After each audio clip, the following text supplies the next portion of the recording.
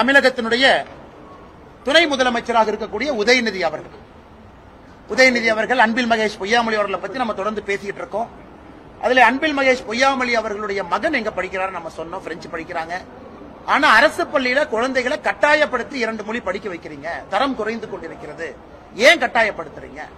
நம்ம இந்திய திணிக்கவே இல்லையா 3வது மொழின்னு சொன்னா அவங்க தரம் இல்லாம வரம்பு மீறி பேசுறாங்க. உதயநிதி ஸ்டாலின் அவங்ககிட்ட பத்திரிகை நண்பர்கள் கேட்கறீங்க இன்னைக்கு காலையில, ஐயா அரசு பள்ளியில் 2 மொழி, தனியார் பள்ளியில 3 மொழி, அதுவும் தமிழக அரசு அப்ரூவல் கொடுத்து நடத்தக்கூடிய இங்கிலீஷ் மீடியம் மெட்ரிகுலேஷன் தமிழக அரசு கண்ட்ரோல் இருக்கு.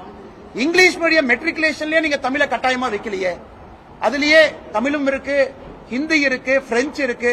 இதெல்லாம் சுட்டி காட்டும் பொழுது உதயநிதி ஸ்டாலின் சொல்றாரு, நாங்க தான் அரசு பள்ளியில ஓசியில சாப்பாடு போடுறோம்ல, நாங்க தான் அரசு பள்ளியில ஓசியில யூனிஃபார்ம் கொடுக்கறோம்ல, நாங்க தான் அரசு பள்ளியில ஓசியில ஷூ கொடுக்கறோம்ல.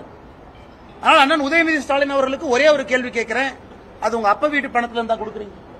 மக்கள் கொடுக்கக்கூடிய வரி பணத்துல அரசு பள்ளியில் படிக்கக்கூடிய மாணவ செல்வங்களுக்கு எங்ககிட்ட இருந்து வாங்கக்கூடிய வரியில அந்த வரி பணத்துல நீங்க சீருடையும் மத்தியான உணவும் கொடுக்கறீங்க. உங்க குடும்பத்திலிருந்து கொடுக்கறீங்களா இல்ல உங்க அப்பா தாத்தா பணத்தை கொடுக்கறீங்களா?